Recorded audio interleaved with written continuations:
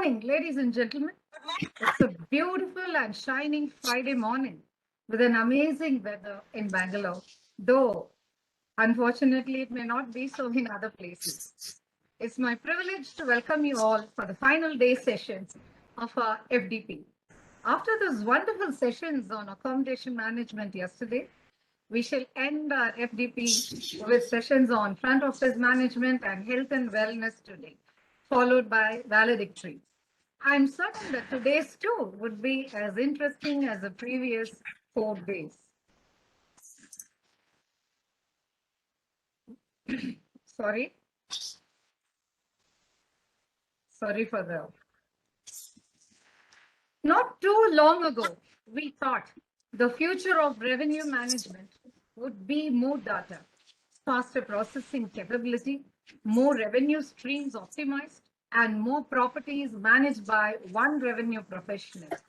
Now that the second decade of the 21st century is nearing its final year, we can see that the more and faster will give way to something slightly different. To explore how different it's going to be, ladies and gentlemen, we are happy to have with us our eminent personality, Dr. Srikanth Beldona, to embark upon the subject revenue management and its future. I now request Dr. Neeta Thomas to introduce Dr. Srikanth Beldona. Over to Dr. Neeta Thomas. Good morning to one and all. Very good morning to one and all. Since the emergence of revenue management in early 2000s, revenue management roles have become a critical component of the hospitality industry. Training and development resources for revenue managers have grown considerably in response to this change. Given the turbulent times of 2000, the result of an abundance of new supply, trade wars, the continued proliferation of brands, and other social and economic factors. As a general manager or asset manager, the need for a skilled revenue manager has become more and more essential. Today, we have with us an eminent personality who will talk us through the importance of revenue management. Let me introduce you all to Dr. Srikanth Beldona. Dr. Beldona earned his Ph.D. in Hospitality and Tourism Management from Purdue University, an MBA from the University of Newcastle, Australia, and undergraduate in IHM Bhubaneswar. His focus of research is in the domain of customer psychology. He has published over 80 articles, papers that have appeared in various reputed journals, such as the International Journal of Hospitality Management and Cornell Hospitality Quarterly, to name a few. He was honored as one of 2015's top 25 most extraordinary minds in hospitality marketing by the Hospitality Sales and Marketing Association International. He has conducted several executive development programs in the domains of hospitality marketing and customer experience management, nationally and internationally. Currently, he is the professor, chairperson, and director of graduate programs, Department of Hospitality and Sport Business Management, Alfred Lerner College of Business and Economics, University of Delaware. Over to you, Dr. Beldona, for this session. Good morning, everybody. Thank you. I truly appreciate the the notes that have been given. I truly thank you so much, Dr. Neeta. I just wanted to good morning. Firstly, it's for me it's around 12 o'clock at night, and I still am. I just wanted to let you all know that when I was asked to give this particular talk, I gladly accepted, and I'm truly honored to be here. And I'm going to go forward and share my screen. As I was told, it's 1 hour presentation, and then we'll open the stage for questions and answers for the 30 minutes after. I hope that my timing is perfect. If not, we can actually work around it. Thank you so much. All right, I'm going to go ahead and share my screen. All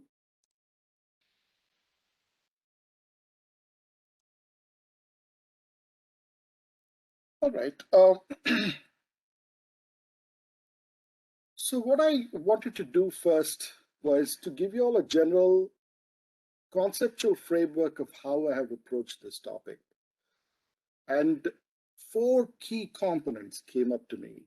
And these are the main drivers of how revenue management is going to change, the way I distilled it. The first is, what is the phenomenon of branding? Where are we in the branding context? What is happening with hotel brands? And how many of these brands are emerging and how many are going away? That is something to look at from both domestic and an international context. It is particularly relevant because of the segmentation that happened in the 80s and the 90s, and subsequently in India, the changes that took place from 90s all the way down now. What we are seeing is a phenomenal explosion of brands. So we'll go into that component. That is going to play a very important role in how revenue management is going to work. The second thing I considered as a key contributor to how revenue management will change is guest loyalty. Guest loyalty is, the whole concept of loyalty per se. When research began in the domain of relationship marketing in the early 80s, people talked a lot about loyalty. Great frameworks came about in 90s, and it was the buzz of every forum in marketing conferences, especially when it in the domain of customer loyalty. How does that play out in the hotel industry, especially with all the context related to brands? There are some very important drivers there in the context of loyalty. The third is data science. We have seen in the last 10 years, there's been a proliferation of this discipline. I'm sure all of you have certainly come across this and certainly talked about it in your classes as well. This the concept of big data, which is volume, velocity, and the variety of data that is driving so much that research methods in hospitality journals, when you look at what has been published before 2010, and you see now there are lots of papers now that are using new methods with unstructured data that is exploring this aspect in the hospitality area. Very relevant to hospitality because we are a reputation-driven business, and in the reputation-driven business, there is a lot of consumer-generated content, and how do you work with that consumer-generated content is something only data science techniques help us with that.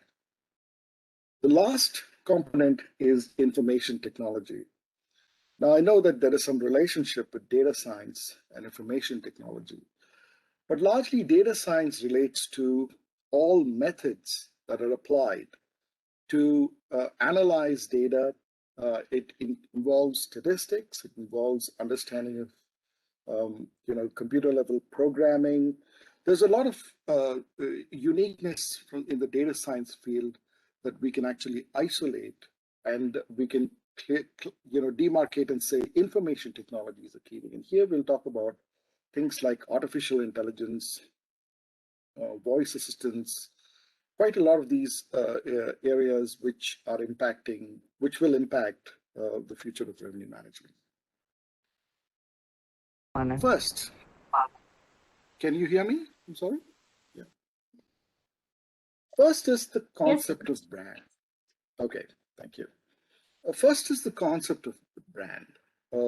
We all know the brand is the promise, and I'm going to address a phenomenon called commoditization that's been, an important topic of research related to brands.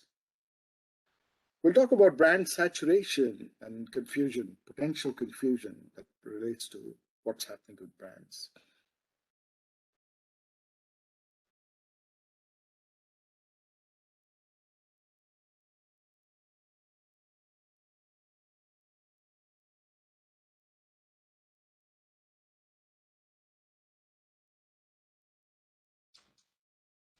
Kindly be online, so we'll be back soon.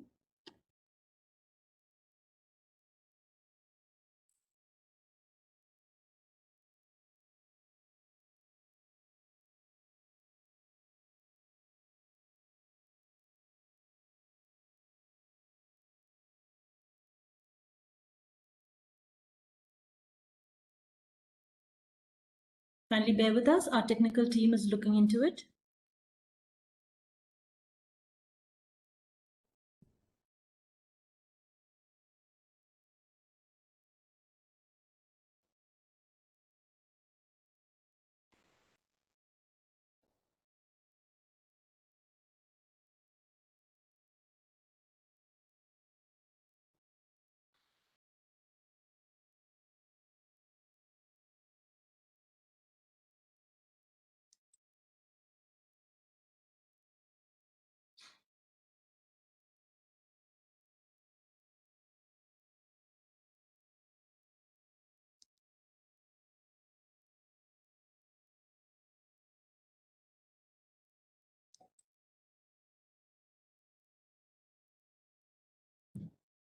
Kindly be patient. Dr. Beldona will be back with us soon.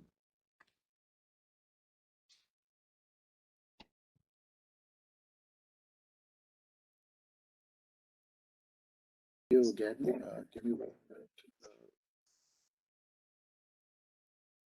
So we can hear you. Okay, I don't know what I did. I just was just speaking, so I don't see any reason why this thing has changed suddenly. So, can you see me now? Yes, sir, we can see you and hear you. Okay, Yes, so sir. Yes, now sir. this is working. Okay, all right. Thank you. Thank you so much. Sorry for this problem. No problems. Thank you. Thank you.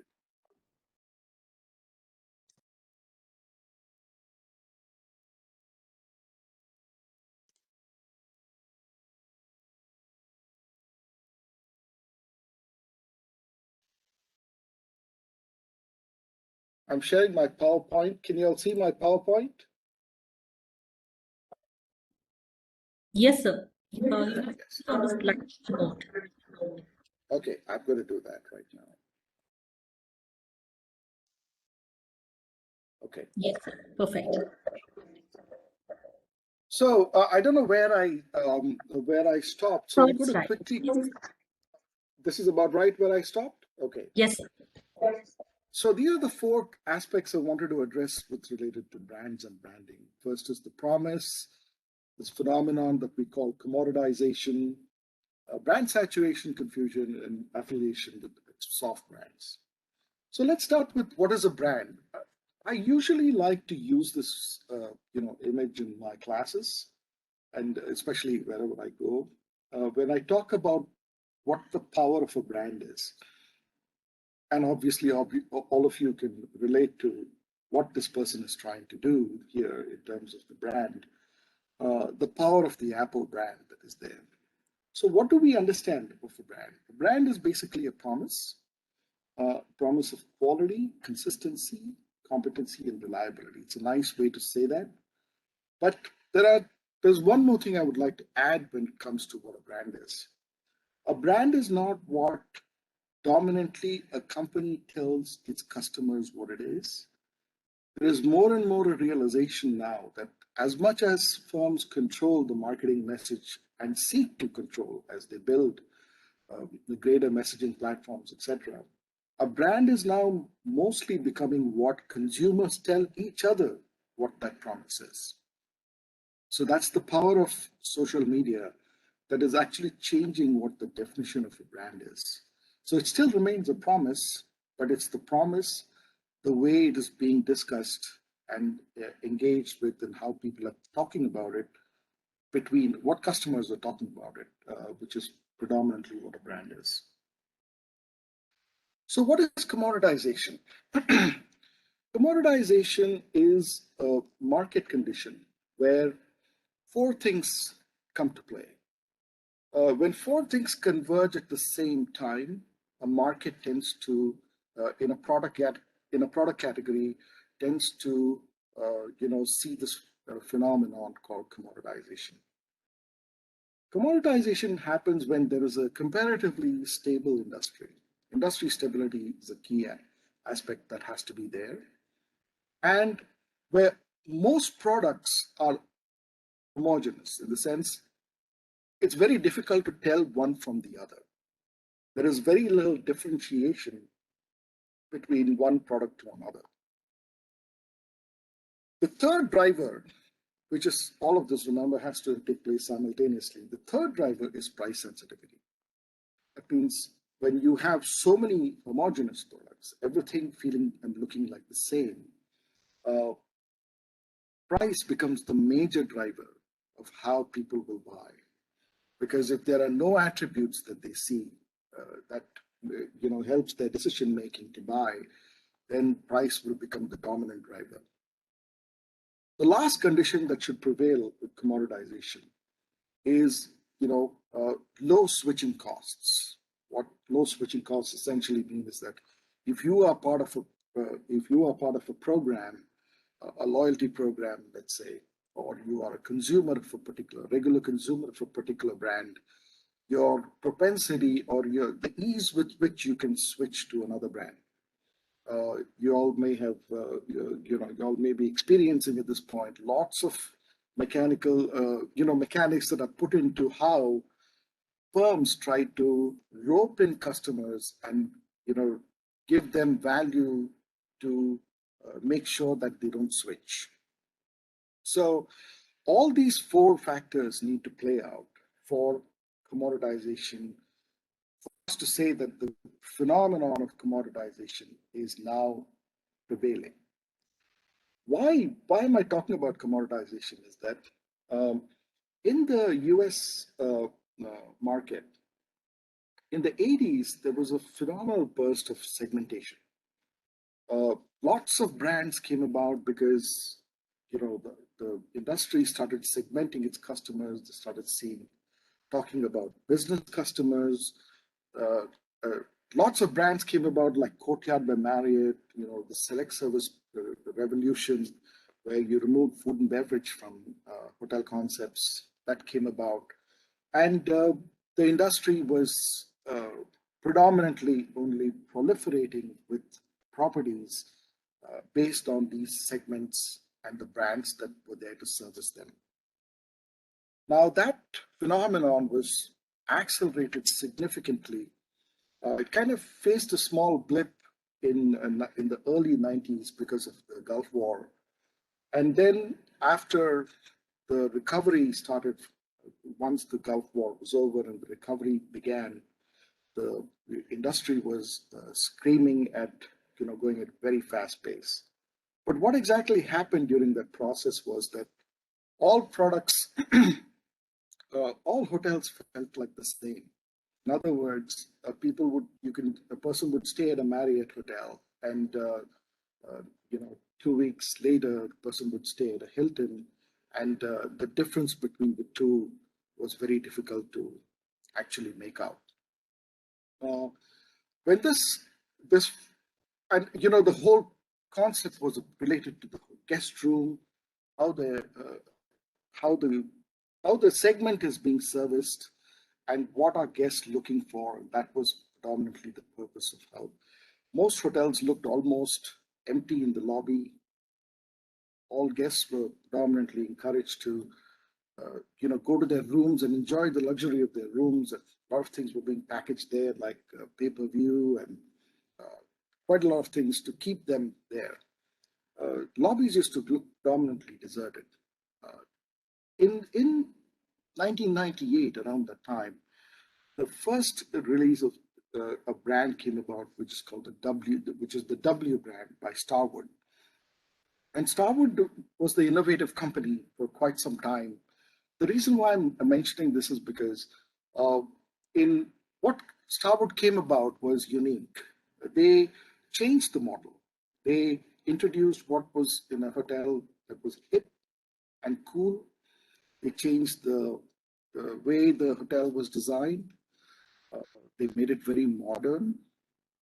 They put a bar in the lobby. They encouraged socialization in the lobby. And everything about the W became very, very hip and cool.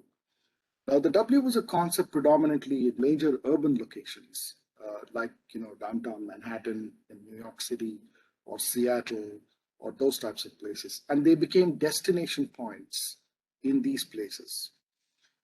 If a guest would stay in a W, what the W was promising the guest was an experience which is unique to that specific location.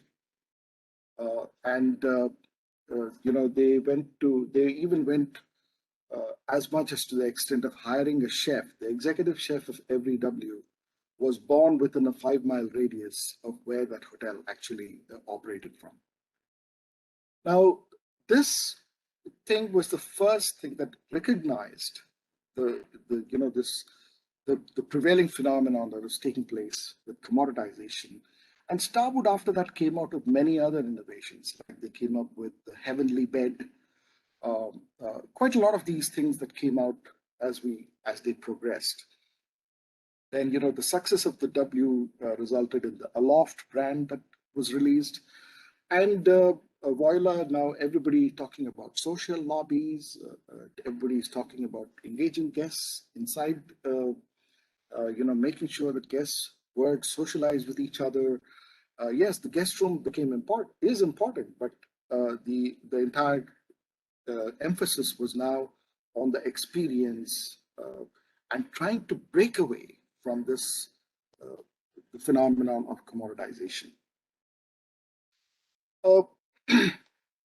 Later, so in 2015, me and a couple of my colleagues, we got together. It was much earlier that actually we started collecting data.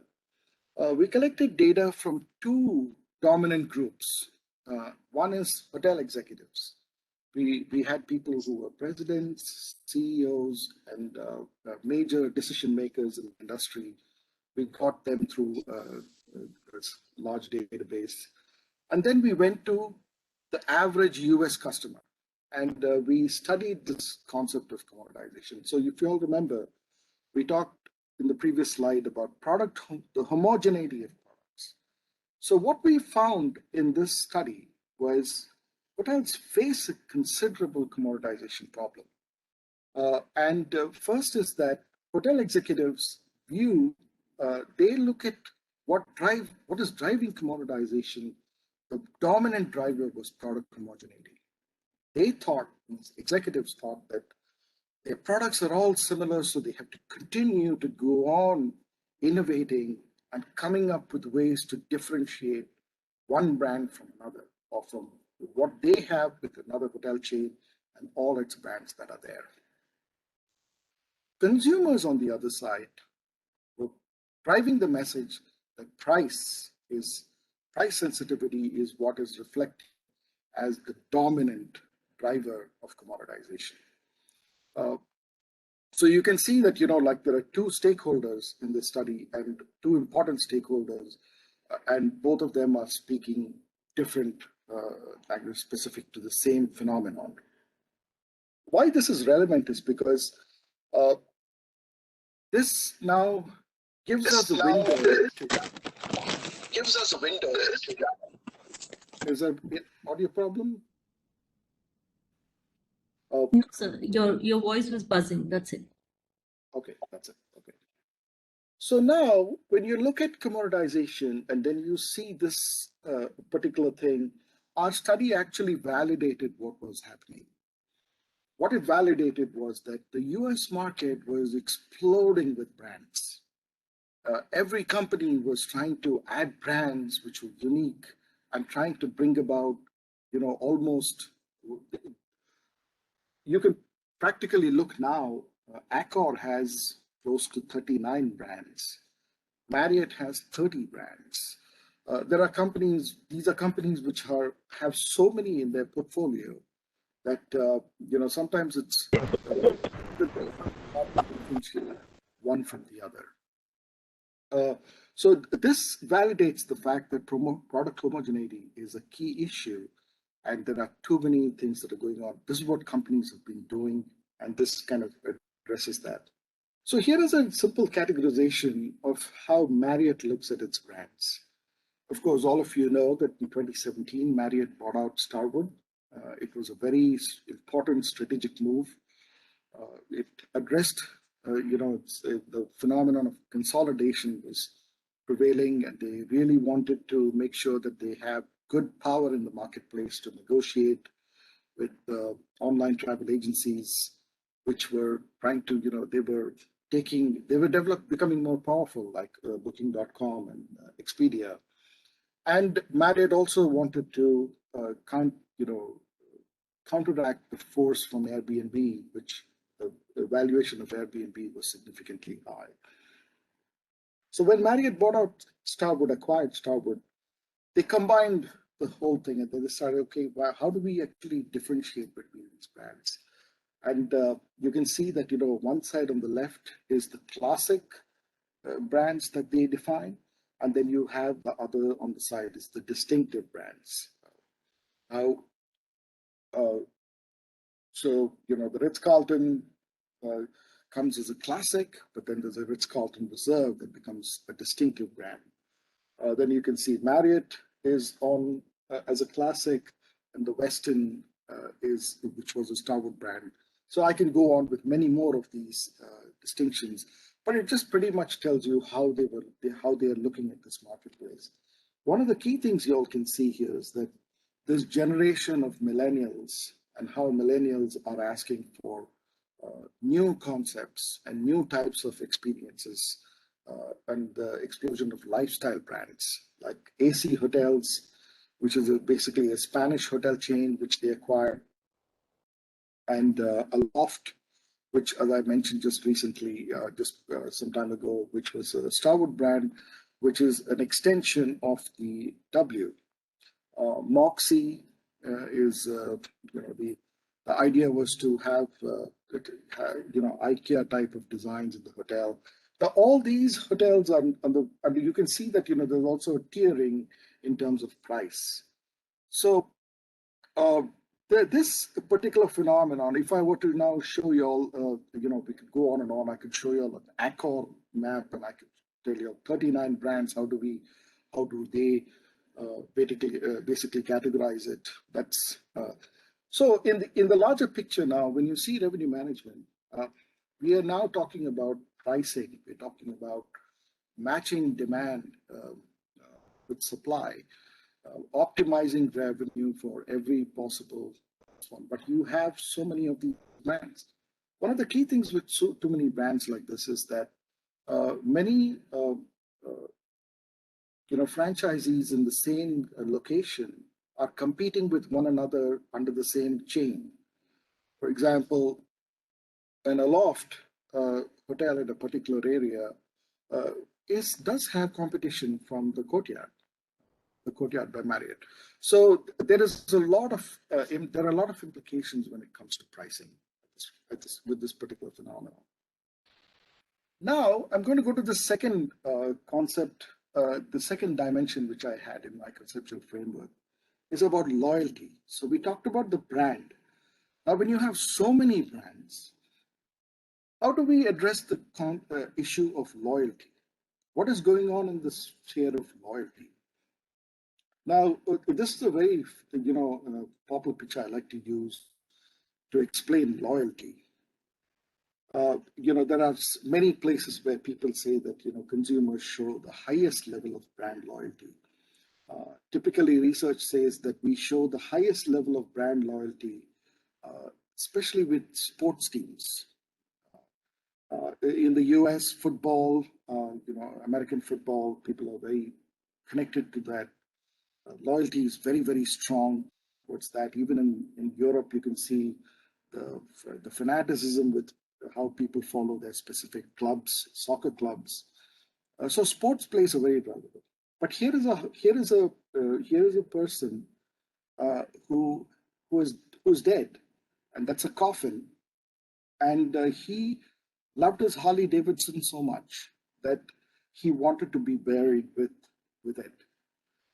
And this basically goes on to say, how much the power that Harley Davidson had on its customers. They say that it is waning a little bit, but still, when you go around outside in the summers in the US here, you'll see so many people driving Harleys. And the power of that association with that brand is so strong. So with this in the background, let's look at how the larger component of other brands play out. How are we dealing with guest loyalty? And what is happening here that is driving change in revenue management? First is that loyalty programs are dime a dozen, right? There are so many of them, and many studies have come out by many, some are very reputed, market research companies. Some are very reputed forums which say that lots of customers now are members of many programs. Sometimes they hold 4 loyalty cards. That is because every time you stay in a hotel, the staff in that hotel are given targets to recruit people to join the loyalty program. You look at Marriott, I think a couple of years ago, just before the pandemic broke out, said that it had 125 million members in its loyalty program. That many memberships. IHG, which is Intercontinental Hotels, said that they had about close to 100 million. So you see so many loyalty programs out there, and everybody. So when you look at, if you've got 4 cards in your wallet, where will you show the most loyalty? Now, brands have to compete to get you to spend the most with their particular brand. So what that has resulted in is that the big companies have started realizing that, okay, we have a lot of members. Now, what do we do with all this data? How do we make this work? And one of the biggest initiatives has taken place, especially companies like Marriott with Bonvoy and so on, with the use of data. They're going into data. They've defined that data is what the way that they can actually dive into the data, sieve through all these memberships, tier the members in a very organized way, and then say that, okay, we are going to use, we're going to categorize the customers in this particular way. We're going to do specific segmentation, and that is going to be very key. They're also talking about, frameworks, not just talking, they've been implementing for a while. At least some of them are now only talking, frameworks like the recency frequency monitoring model or calculating customer lifetime value. What they have actually understood is that, okay, with all this data that we have now, the best way for us to get in and become good with loyalty essentially is to understand guests through how they are actually consuming and become more personalized in the way we offer these services. So personalization is driving one of the major aspects of loyalty programs. So when you think about personalization, so it's not how many points the guest has actually accumulated. Yes, that is a financial bond that the customer is thinking of when he or she is looking at a guest loyalty program. But what larger hospitality companies are doing is that they're actually going in and investing in a lot of data driven initiatives to understand guests and personalize services to them based on how they consume. And that level of granularity is increasing as we go forward. But when I think about that personalization, I think about some of you may know the Wyndham by Request. Wyndham, the Wyndham brand, had a program way back in early 2000 called Wyndham by Request. And Wyndham by Request was the first known program that actually rewarded people with personalization more if they patronize the hotel. Compared to other loyalty programs, which were giving free nights, or they say, okay, if you collected this many number of points, you can actually get that many number of nights. So it's almost like a transactional form of how people were looking at it, as opposed to how Wyndham by Request worked. So I think Wyndham by Request should be given due recognition for realizing. Even the Ritz-Carlton started developing a single view database where they would identify guests wherever they stayed. And then if they went to another property, they would try to personalize, and they were building loyalty as they went forward. So what we see now is a greater emphasis on personalization, understanding customers at the micro level, and trying to just see what they are consuming in the hotels, not just how much they are spending. And then, when they actually come in, you start going in and becoming more personalized in the way you offer these programs. Then there are also initiatives where loyalty programs are going beyond hospitality. That is, they're connecting with other spheres of economic, life, in the sense connecting with, companies like Disney. So if you have points, you can use it in Disney. If you have points, you can use it in DoorDash. There is so many areas of consumption that hospitality firms are building, and they are deriving advantage from that by understanding customers, what they do, not just in their hotels, but outside the hospitality domain. So they're getting a broader perspective of how consumers behave, and how can we go and barrel in and understand these customers better. So guest loyalty has become a key issue. The last thing is hotels competing with OTAs. Now, if you look at least here in the US, I'm sure it's going to probably prevail stronger there soon. If it hasn't started there, is Expedia has its own loyalty program, as does Booking.com, Orbitz. Now, how do hotel companies get customers to their loyalty program? There is a significant risk, remember, when intermediaries or OTAs start building more on their loyalty. That means the hotel gets pushed back into the value chain. So it's very important that hotels really fight it out and work, they have to, it's always a battle in this one, but they have to also collaborate with these OTAs, but they have to make sure that they own the customer. Who owns the customer will be key. So this means that hotels are putting more and more investment into making sure that guests book on their platform, book direct. And that is the key thing which we are seeing here. And one of the things you can see in this picture here, I show here, it's a Focusrite data study that was done, where share of bookings on supplier websites by traveler loyalty status. So if you have elite members, it's very dark. You have 40% of people, of those people, they book on hotel sites, which is in one way a good thing, but there is also another aspect, is that where are all the people who are not they are very price sensitive. Where are they going?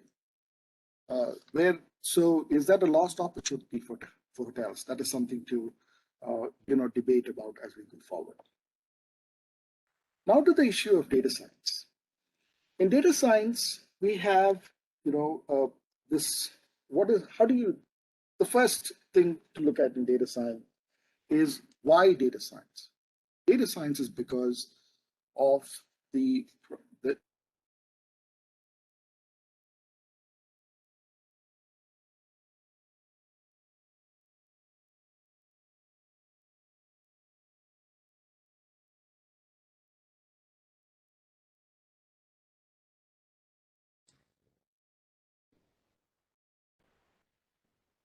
Once again, I request you all to be patient, so we'll be back.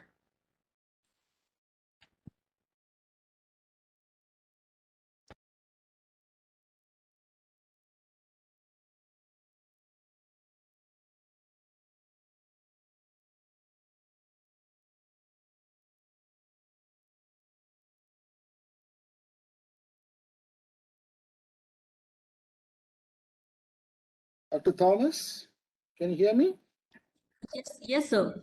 We just lost you for a Can few you see? minutes. Yes, we can see Okay. you and hear you.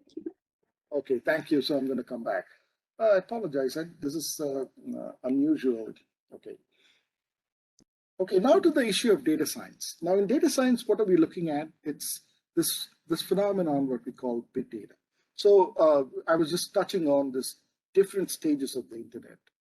The first stage of the internet, Web 1.0, was, especially just websites publishing information, and then e-commerce, people buying things, etc. In Web 2.0, we saw the social web emerge. And the social web resulted in a phenomenal amount of information developing, especially unstructured data. Unstructured data is like, things like people putting up videos. How do you organize that data? You look at structured data. You have, structured data is the ones that you can actually categorize and analyze straight away. The Web 2.0, then now we have Web 3.0, which is now the mobility web and the Internet of Things. We are now seeing data points coming from smart devices that are connecting. So there's a lot of data that is being generated overall in society. And that's structured or unstructured. Volume is the amount of data that's coming in. Variety is, there's so many different types of data points now.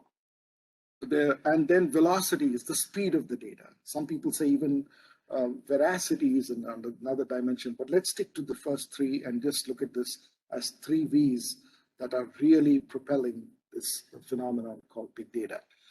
And if you see here, the structured and unstructured data, one thing I must share with you all here is that, I've taken my students to Marriott's headquarters in Bethesda, here. And one of the first things you will see in their headquarters is something called a situation room, which is in the main floor. The situation room is you can see from outside, it's all glass. And inside are close to about 25, 30 people approximately sitting in front of computers. The entire room is full of monitors. And all these monitors, what are they doing is that there's so much of data that is being generated about Marriott around the world that is coming into that situation room. And they are taking all that data and they are organizing that data and building, better understanding. So they're even going to things like social listening. Every social network on the planet is connected. It has a feed coming into that situation room.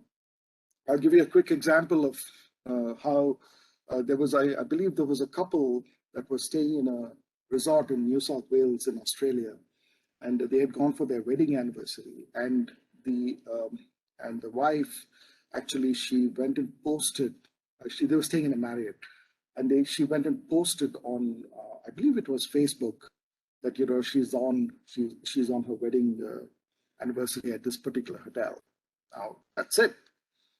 This place has picked up that feed, they take that feed, and so how do you make that actionable?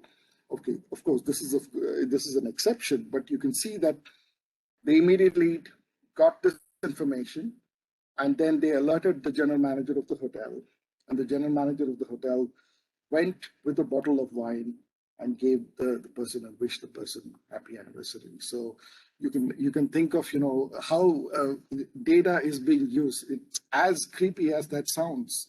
That I don't think she even imagined that her information is being picked up, what she is posting on her Facebook feed. The second, the other thing about data science is forecasting. So in revenue management, forecasting is half your job, basically. It's not even half, sometimes it's a lot more.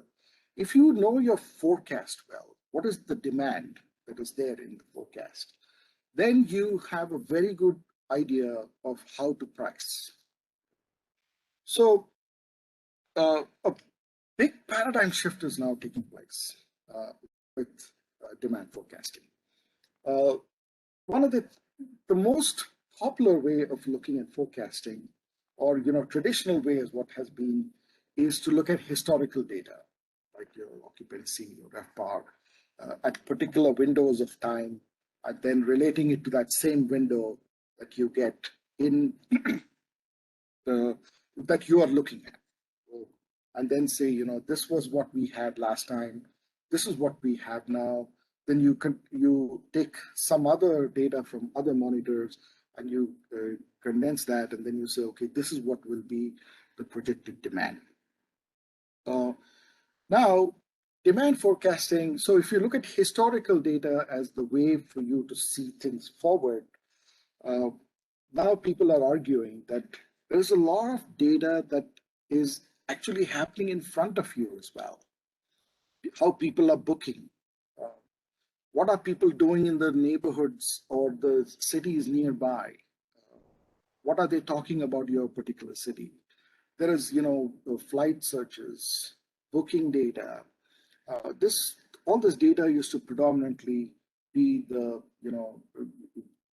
OTAs used to have all this data. Now that data is now coming out with software platforms that are coming and selling to hotel companies, that we can give you data now which telling what is happening as we speak, not just historical data. So you can take now, forecasting is, I like to put this analogy of the way they talked about balanced scorecard. Some of you may be able to connect. Balanced scorecard is a performance measurement system where the author said that, you don't drive the performance of your company by looking in the rear view mirror. You drive the performance of your company by looking at the dashboard in front of you. Yes, the rear view mirror does give you a particular picture, but the dashboard in front of you has all the other data. So I think what is happening in demand forecasting is that you are now able to see so many data points coming, that is in front of you, not just behind, in terms of historical data. And this has to do with interpreting both constrained and unconstrained demand. So you can actually look at it in both. You can extract both when you see the difference between historical versus what you're seeing in front, future data. There are so many other data points when you come to look at the future, like reputation, likewise events, any developments. The big thing about demand forecasting, which has become very big, I think, is because of the COVID pandemic. Because the COVID pandemic, what it did was it just knocked out what historical now. So think of it now. Hotels that are working now, what are they using? Because last year, they don't have any data from last year. There is hardly anything that they can employ. So that has propelled, them to think of alternative ways, and that movement. It was there before also, but what I'm saying here is that it's been getting stronger in terms of looking forward for what data lies ahead for you to establish forecasts. Then the concept of machine learning. machine learning essentially is taking data, putting it inside, having a training set and a test set, and then you try to you estimate, and you try to determine the accuracy. For example, you can take data from a particular window of time in the past, and then you can look at the data for that same timeline at, let's say X is the past timeline, this is Y. You can go back and you can see how well it did. You can see actual data and what was in the past. And then you see what are the differences in the accuracy of estimation. And then you give it more data. That is, you can look at demand-based data, future demand-based data. You can feed all that into these algorithms in machine learning. And what happens is that the system starts learning on its own and producing forecasts. They can use different estimation methods, going to stochastic models, those types of advanced techniques in statistics, and they can actually come up with forecasts for you saying that this is what is this is what it could look like. They'll give you 5 forecasts. And then, there is a human judgment that probably goes into it. And, you can determine which is the best one that I want to use. So one of the big things you have to think of this here is that more and more machine learning is coming into revenue management systems. And more machine learning means, the role of the revenue manager, that is something which is interesting and people are watching very carefully. What does the revenue manager do now, given that, so much of input is coming through the systems?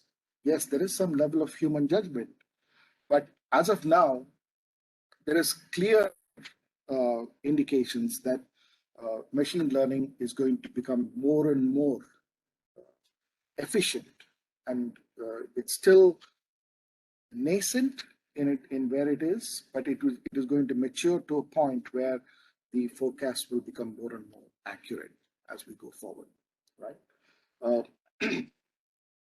The next, the next is information technology. So information technology relates to the use of artificial intelligence, especially digital assistants. So one of the things that companies do is it's almost like a hide and seek, or not exactly hide and seek. I wouldn't want to put it that way, but essentially, companies are employing techniques to vary the price, and now there are tools coming for customers to also play the game to understand how companies are actually varying that price. So there are bots. You could actually go and have your own bot.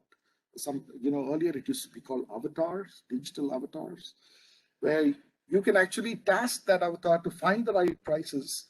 If the companies, if the brands and the firms are engaging in all this algorithms and pricing, making prices different for each person, then even the consumer is being now equipped with technology to battle that.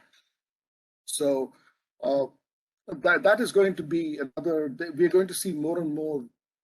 There is a tool already called Hopper, where you can actually look at airline fares here, and you can just make it do the work for you. And it will tell you which is the best time to fly for the best price, the type of number of stops, etc. And it will look at the entire universe of flights from where you are leaving and where you can potentially leave from and where you can land. And it will give you, information right up there in terms of the best options. There is also, the use of Siri and Alexa. A lot of these apps which people are building, especially in customer loyalty. That is one thing which has become very key here, is that these apps should be one-stop shops.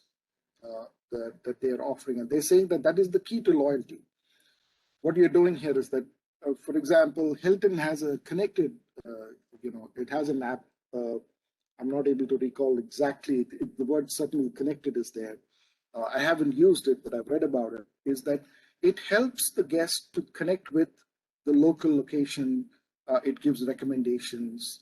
The person can use the app to open his or her room. They can even control some of the systems in the room. They can order room service. They can check out. They can, the app can also interface with Alexa, with Siri. There's so many things. So it's almost like a one-stop seamless solution where customers now need everything, in one place. So it's taking everything in place and putting it inside that app and making that app as powerful. And the pricing as well. That relates to how that will drive pricing going forward. I don't want to go too much into blockchain and distributed ledgers because it's still a very gray area, but there is discussion going on in terms of what blockchain is going to potentially do. The argument that blockchain is going to change, some people initially said that blockchain is going to make OTAs, they remove the commission aspects in OTAs, and they'll become, more as powerful. Now that is all debunked. There's still a lot of gray. It's very, very early to describe, but certainly blockchain and distributed ledgers, which is, edge computing is what they call, is going to help with customer loyalty management, where the loyalty programs will be able to understand better what customers are doing through this, distributed computing platforms. That's good. And lastly, attribute-based booking technologies. This is where we come to personalization, revenue management, where revenue management is going.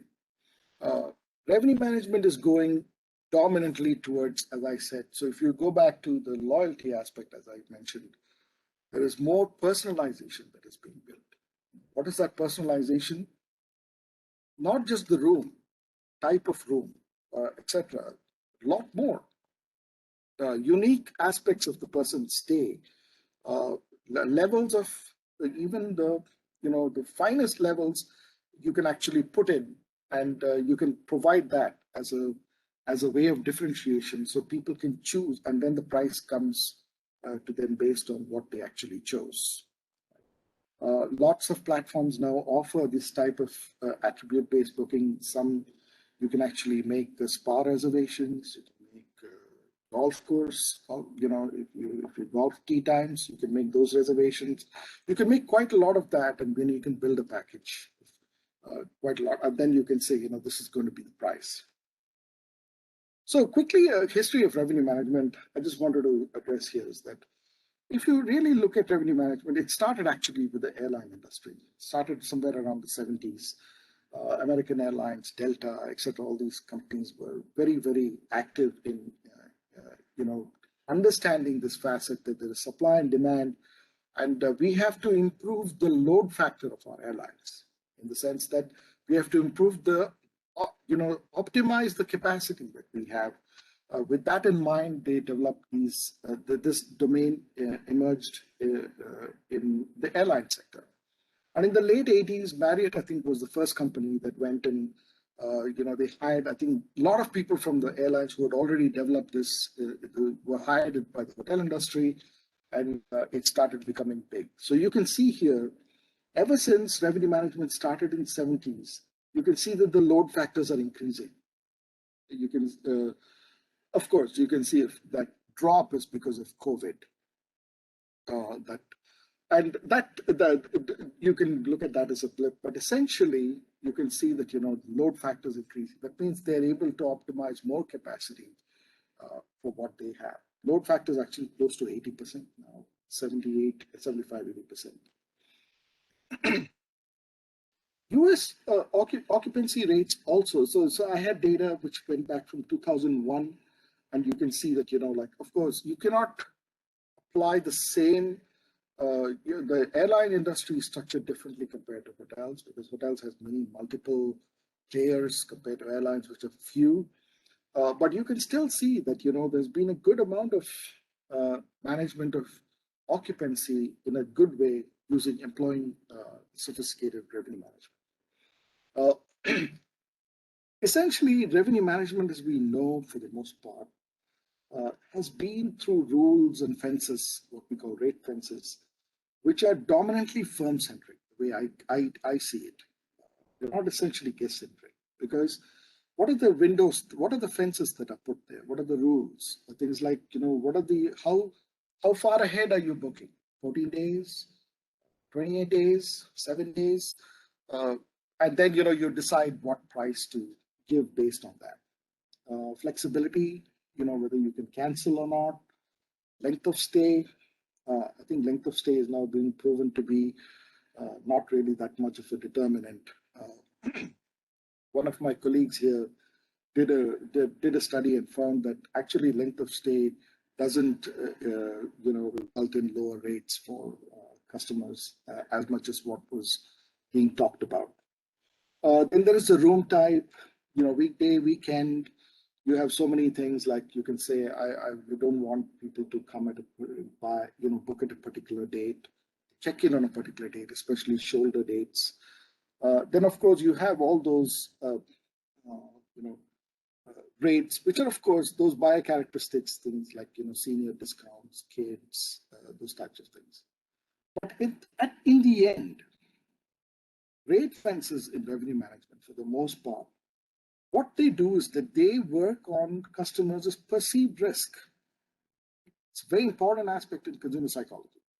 They look at perceived risk as viewed by the customer and not perceived value. What does the customer see in terms of value in what he or she is buying, right? So, so broadly, when you go back to the few things I mentioned about personalization, attribute-based pricing, etc., the revenue management model almost moving from one that has looked at, the risks that consumers perceive, and then applying those rules to extract more revenue, to a more value-based system, perceived value-based system, where people can actually get prices based on what value they see. So what is service value? Service value basically is, it's a mental trade-off. You have what we have, our sacrifice or our outlays. And then finally, we have what are those outlays? There are monetary types of outlays and non-monetary types of outlays. How much money we spend, how much effort that we put into buying this, how much time are we putting into all this? And all those come into non-monetary and monetary aspects. And then what are the benefits? If the benefits outweigh the outlays, then you've actually, you see value in what you're buying, and then, you go ahead and buy. But most importantly, value means different things to different people. So we're coming back to that personalization in pricing and the attribute-based model of how revenue management is going to potentially evolve. So I just wanted to put this out there. This is a very nice framework that talks about different perceptions of value and how you can assign pricing to that. This is from a very famous services marketing researcher, Valerie Zaitano. They have this is a very important framework. So you can see here value, which is low in price. Some people think value is just low price. Give me the low price and that's it. So for those types of people, there are specific types of pricing mechanisms. Discounting, all these pricing systems are for not just services, but all types of things. So I don't want to go too much into the detail of this, but you can actually look at pricing mechanisms that will be driven just based on low price. Then there is value, is everything I want in a service. Now that is a different definition of value. So if that type of value is there, then you pretty much go into this concept of people. This is the willingness to buy because I'm seeing so much of value, prestige pricing. I remember when I used to be in India. Prestige pricing, the best example of prestige pricing in the hospitality industry was Oberoi's. Oberoi's would always be the highest priced hotel in the place. And there was a reason why they wanted to be, because there was something when a person says in a cocktail circuit that he or she is staying in the Oberoi. Value is the quality I get for the price I pay. Now we are going into more finesse part. Then you start going into value-based pricing. What is the person looking at in terms of the value? And I will, go ahead and model that differently. And lastly, value is all that I get for all that I give. Right? Now that goes back to that previous thing which I mentioned, but it's the broader definition of value. You can actually put different things, different types of pricing techniques for that as well.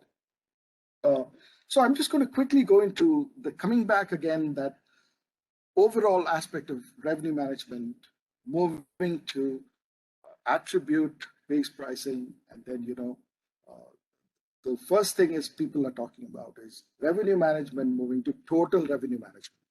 It means you're not just looking at revenue for rooms. I'm sure all of you, a lot of you have probably seen this already, but not just looking at rooms, but you're also looking at supplementary services like function space, catering, F&B, if the people are taking that, then parking, spas, so many other things that you can add in, and you can build and say, I want a full picture of what is coming. So some of the, earlier metrics, we know occupancy, ADR, RevPAR, these are all, antiquated ones. They're still very valuable, of course, but because they serve as the baseline for many other calculations.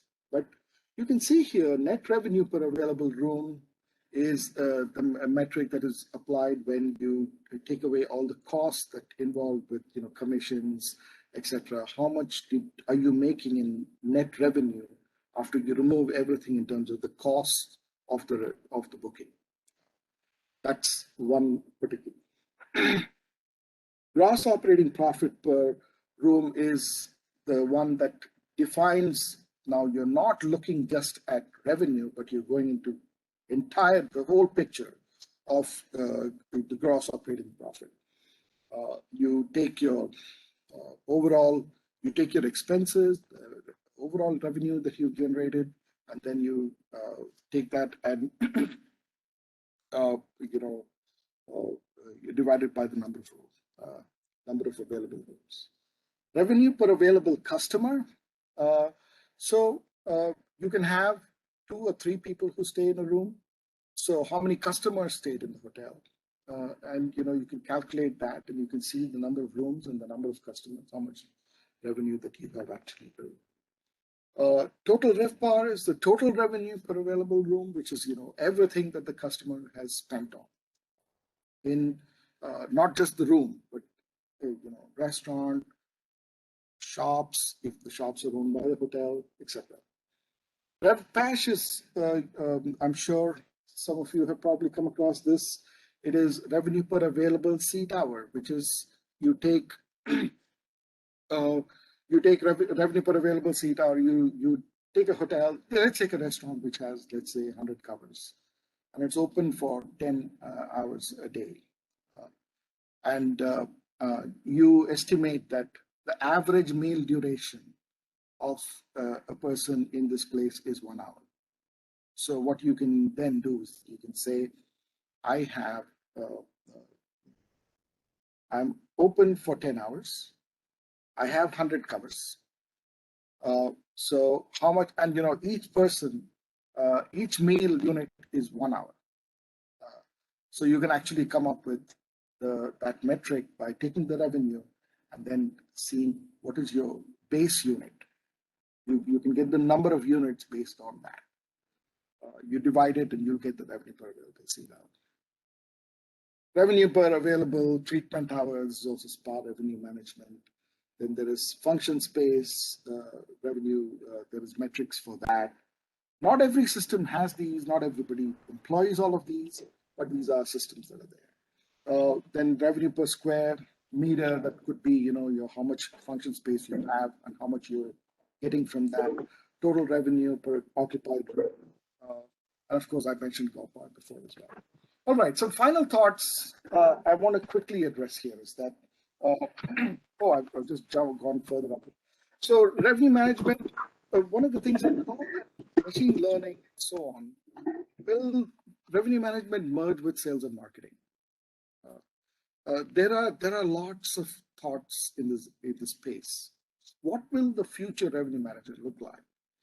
Will there be something that you can definitely call that this person is only doing revenue management, or this person has other things? Because now most of the forecasting and estimations can be given, and then pricing can be set up through human judgment, and there is so much of technology that's augmenting the decision making here. With personalized revenue management, hotels may have to revisit the operating model, meaning that if you're going to give so much personalization, then you have to block rooms like that. And that flexibility that we had when we were assigning rooms when guests walked in, we will not have, because now we are locked into giving a guest this type of a room with this types of capability, this type of features, attributes, etc., that he or she has asked for.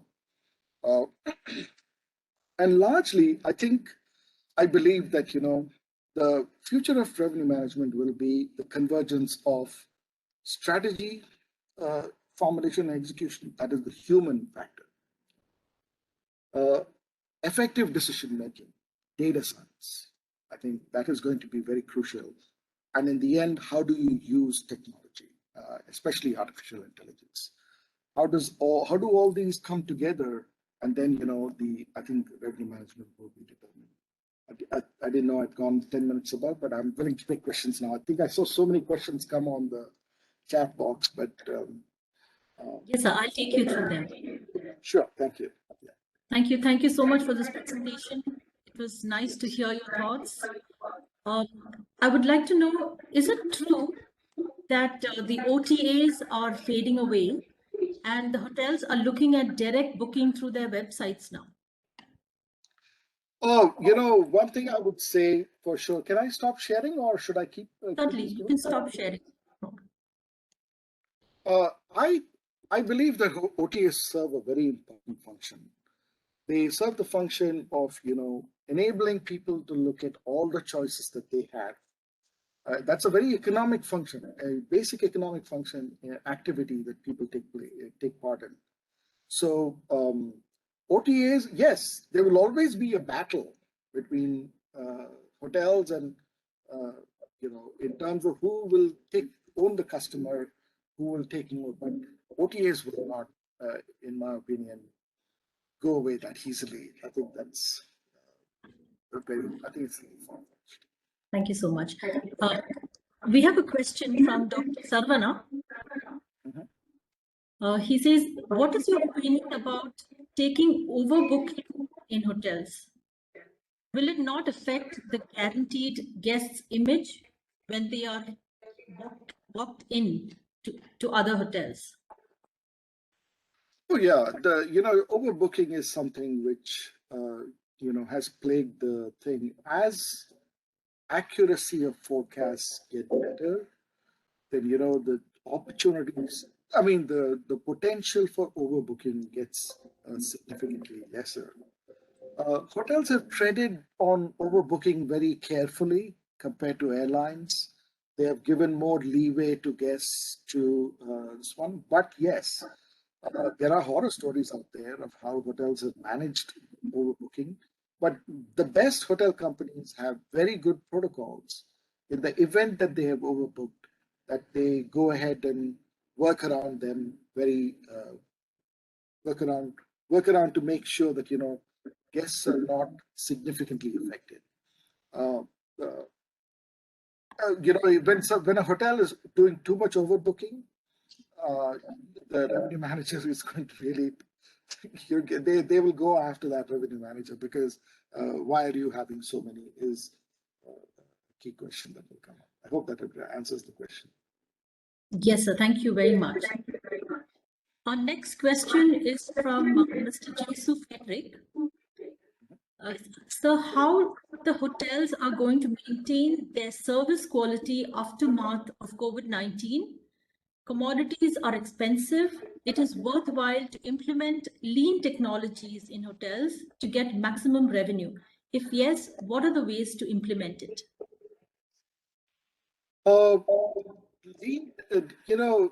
With regard to COVID, first thing I would say is that because of COVID, hotels have to be twice as careful to make sure that they are maintaining their service quality.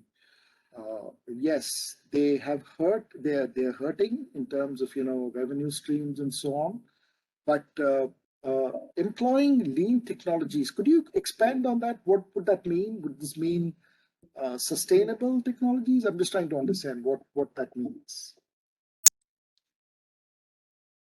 We just wait for him to answer. Meanwhile, we go on to the next question. Yes, sure. Yeah. Okay. How do you encourage students to take revenue management as specialization? And what will be the scope for their growth? Is from Chitra Sharma, Doctor. Yeah, the scope for growth in revenue management is really very, very good. If the person is good in revenue management, he or she is going to. How do you get them to take it? Now, people who join the hospitality management degrees, they usually come with a different facet of intelligence that they want to employ in their careers, which is largely more. There's a component of IQ, but there's more EQ, emotional intelligence, that they want to apply. So, but there we have noticed in our program, students realizing within the first 2 years that there is something in going for an analytical oriented career, and we have given them those opportunities through the courses that are there. And many students have realized that it's not just revenue management. It could be digital marketing, digital analytics, those types of real estate finance, a lot of analytical roles that revenue management. There is significant and potential for people if they do well. One of Christ College's best graduates, I taught him. He went on to become the senior vice president for revenue management. He sits in Bethesda now. He's for Marriott International, and he's actually now moved to Consumer Insights. Yes, there is phenomenal scope. The course should be offered, and it should be required. And it should be taught very uniquely, not like how you teach in an operations management class. They need to be channeled in a way to understand, and then what are the decisions that you need to make. They need to be guided through that process and taught in a unique way for people to actually adopt it as a career going forward. Thank you. Thank you so much for that, sir. My next question is, could you elaborate on the factors that organizations would take into account to forecast the year 21-22? They will certainly look at some data from 19 to 20, for sure. There is always some historical frame of reference that will be required. But there will also be future, forward-looking data that they will employ. They will look at what are the trends, how much has things changed. They look at unstructured data, like what are people writing about the hotel brand or the destination overall, and they will evaluate lots of factors, both forward and backward-looking. From historical data. That is the way they will approach, because there is no reference point from 20 to 21. One of the most important things I heard from a revenue manager is that they have to not just take the year before COVID as a frame of reference. They have to take that and then adapt it to evaluate what were the changes that took place because of COVID in the larger social system, and then factor that into the decision making with data that's coming from from ahead of you, and then building prices based on that. Thank you so much, sir. Our next question is from Mr. Sril Dwarkara. He says, "Hi, Srikanth sir. Hi, Sushil. Yeah. Prestige pricing is also experienced based on culture and geographical regions. Example, in Delhi, people have faith in a product that's expensive compared to Bangalore, which is more conservative in pricing. Your views on that, sir? Oh yeah, very true, very true. There are this prestige pricing is so prevailing even in some specific Asian countries. Because price, remember, has two things to it. It has the monetary side of it and the psychological side of it. So there is always an association of greater quality with price. And if I may say so, I don't want to get into trouble here, but in Delhi, I would say that people are socially conscious of where they go and where they stay and what they buy. There is a social value assigned to, oh, I bought this, as opposed to Bangalore, which is relatively more conservative that way. Sushil, I totally agree with you there. Yes, prestige pricing is very important. You have to apply. See, the Peninsula Hotel in Hong Kong, they have some of the most high-end guests. The people who come to the Peninsula are. They don't even want others to know that they're there. A lot of people who are so wealthy and so high status, for them it's all prestige pricing that would play out. I could probably give you other examples. You're right. Thank you. Thank you so much, sir. Our next question is from when we talk about next-gen hospitality, do you think industry is ready and convinced with attribute-based booking, technology-led services, and achieving cult status? Yeah, as becoming cult status is a new way to build loyalty. So next gen, I'm assuming you're talking about the millennials, the older millennials coming in. Yes, this is a new breed. The research is showing that these people are looking for newer things in different ways. They are looking for lifestyles. We have to remember that we are now in the highest point of the experience economy. We are, they are the best examples of consumers of experience economy. Everything that they want is experience. So if attribute-based pricing has to work for a generation or a particular thing, it is this generation.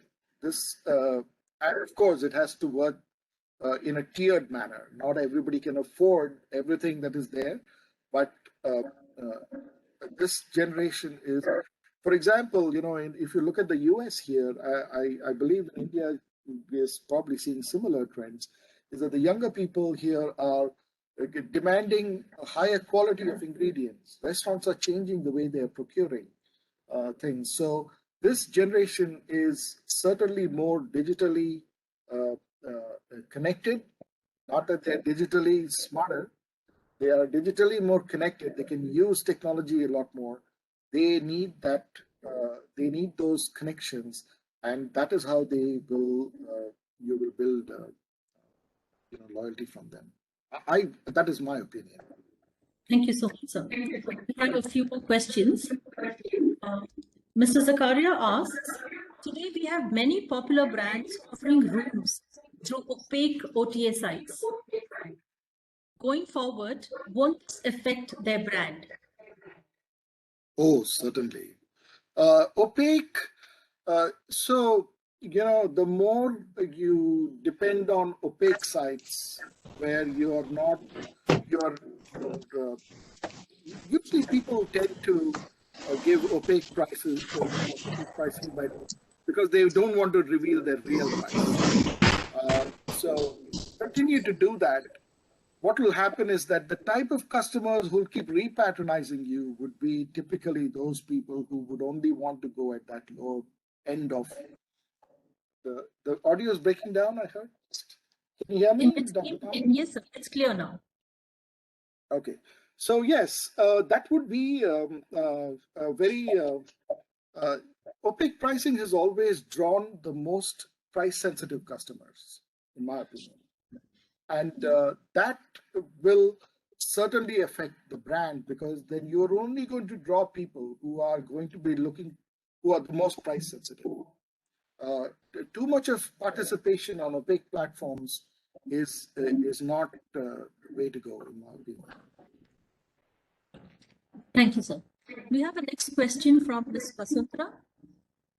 We often find that, sorry, yeah. No, I was just telling her hello. I know her very well. Thank you. Thank you.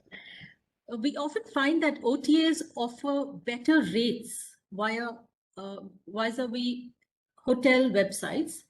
Doesn't this actually hurt the hotel's loyalty program? Yes, certainly. These, OTAs will employ everything possible to first make sure that the suppliers, that is the hotels, are not pricing smarter than them. First, that is, they want that agreement, or they try to enforce that as much as possible. The more that they provide, they give lesser, lower prices, it will impact the loyalty of the particular hotel for the hotel brand, for sure. So it is incumbent on the revenue managers in the properties, in the hotel chains, to make sure that they have the power to have the same rate parity, at least with the OTAs, to make sure that you're not hurting a larger brand that you have. It's a very good question. This is very important. That is why, this was one of the reasons why Marriott bought Starwood, because they wanted to make sure that they have enough power in the marketplace to negotiate with the OTAs. And it's all about, it's like survival of the fittest. This is Darwin's theory. Everybody, that is the way it works. Thank you so much, sir. We'll just ask a few more questions because we are short of time. The next question from Mr. Zakaria again. Almost all hotels rely on star reports for their revenue management needs. Is not creating a monopoly in the market? Is it not creating a monopoly in the market? You mean to say, is STR not creating a monopoly? I think that's what the question is. Actually, STR is kind of revamping now. If you really look at it, they've been acquired by another company. It's now under CoStar. And they're probably going to change the entire data dashboard. I haven't seen the entire details of it, but the way they're looking at it is in a very broad way. Yes, they will become better, but there are other providers coming as well. Calibri Labs in the US has come up, is making a force, is becoming a force to reckon with. So yes, STR has first mover advantage, no doubt. They are very they're very much out there in terms of the data that they have, and there will be other players, but it will take them a while.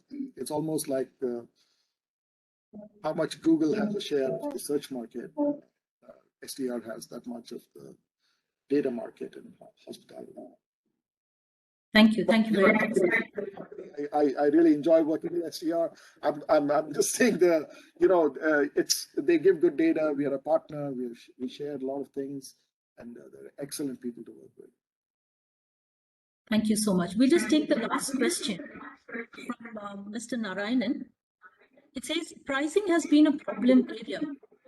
Although we have associations who expect their members in different categories of star category, not to put price which may affect the lower or the higher star hotels based on situations well known to us. Undercutting of price is always an issue. Do hotels really bother about price undercutting or overcharging the guests? They will worry about undercutting if it is becoming, if the question is whether they are worrying about undercutting versus overcharging, it's always a battle because they have to look at what the competitors are pricing. And now there are lots of sophisticated tools for companies for brands to know. There are intelligence platforms to tell you what your competitors are pricing. So undercutting on a regular basis is not healthy for you. Will see all revenue managers will say continuously undercutting the competition will result in the entire competition coming to compete with you at one. You're going to develop that many enemies when they come after you. So there is always a balance of how they try to do it. They try to stay within a particular band, and those are short-sighted. Too much of undercutting is a short-sighted approach. It is not long-lasting and sustainable in my opinion. Thank you very much, Dr. Beldona. It was really nice listening to you. We understood revenue management a little more from a broader perspective through your session. Thank you so much for the session. And I'm sorry for one or two questions which we would have missed in between because of lack of time. Thank you once again. Thank you, everybody. It was a pleasure. Thank you, Dr. Thomas. Thank you, Dr. Dinakaran. I truly appreciate the opportunity. Thank you, sir. Thanks a lot for that very interesting and informative session, sir. So thank you so much.